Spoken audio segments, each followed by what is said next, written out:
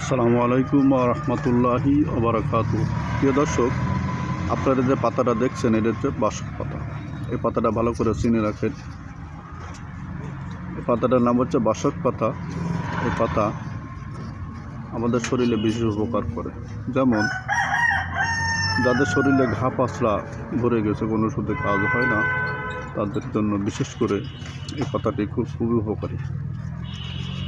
যাদের শরীরে প্রচুর পরিমাণের খুজলি পাতলা, কোনো ওষুধে আপনার ভালো হচ্ছে না, তারা এই পাতাটি সংগ্রহ করবেন।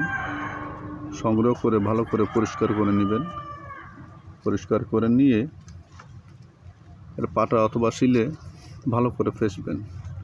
ফেসে আপনার যেখানে ঘা পাতলা আছে ঠিক সেই জায়গাটা একটু ভালো করে ধুয়ে নেবেন। পারলে একটু গরম পানিতে ধুয়ে নেবেন। ধুয়ে সেইখানে এই বাটাটা লাগিয়ে দিবেন। যে কবে পারেন প্রত্যেক দিন পরিষ্কার করবেন, আবার লাগাবেন, পরিষ্কার করবেন আর লাগাবেন। কিন্তু মনে রাখবেন এই পাতাটির নাম কিন্তু বাসক পাতা, অন্য কোনো পাতা না হয়, সেটা খেয়াল করে নেবেন। এটার নাম হচ্ছে বাসক পাতা।